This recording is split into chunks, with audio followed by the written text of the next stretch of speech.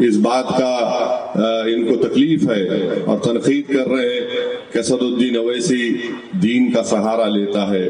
میں لوگوں سے کہنا چاہ رہا ہوں کہ کسی شاعر نے اچھا کہا تھا کہ جلالی بادشاہی ہو یا جمہوریت کا تماشا ہو، جدا ہو دین سے سیاست تو رہ جاتی ہے چنگیزی. میں اپنے دین کو ہرگز چھوڑنے والا نہیں ہوں، میں اپنے ایمان کو چھوڑنے والا نہیں ہوں. تم اگر ایمان لوٹنے کی کوشش کر رہے ہو تو یاد رکھو تمہاری یہ کوشش ناکام ہو جائے گی.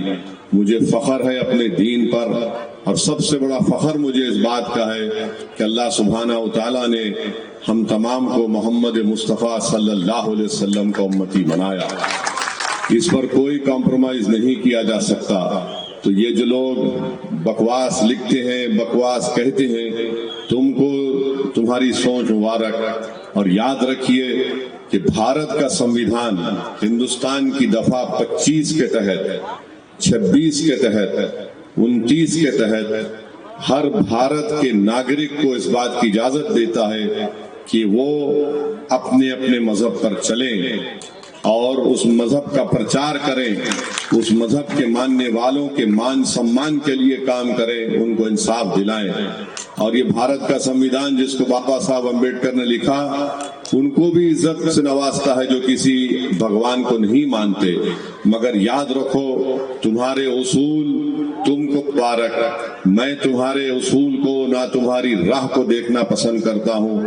جو راستہ ہم کو ہمارے بزرگوں نے سکھایا ہے انشاءاللہ تعالی اسی راستے پر چلیں گے، انصاف حاصل کریں گے. اور مجھے یقین ہے اللہ کی ذات پر کہ انشاءاللہ تعالی یہاں پر ضرور سیمانچل میں انصاف ہوگا.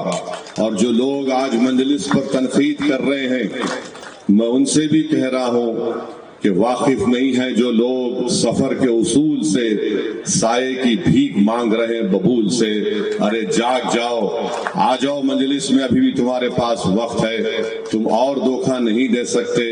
سیمانچل میں مجلس کے 5 اراکین اسمبلی کی کامیابی اور مختلف سیمانچل کے اسمبلی حلقے جات میں 80 ہزار ووٹ حاصل کرنا، 50,000 ووٹ مجلس کو ملنا، وہ کیا کہتا ہے؟ جو گونگے اندھے اور بہرے ہیں سیاسی طور پر، میں ان سے کہہ رہا ہوں یہ ایک عوام کے ایک انقلاب کا آغاز ہے. اگر تم اس انقلاب کا ساتھ نہ بھی دو تب بھی یہ انقلاب کامیابی کے منزلوں کو چھو کر رہے گا انشاءاللہ تعالی. اب سیمانچل کی عوام جاگ چکی ہے.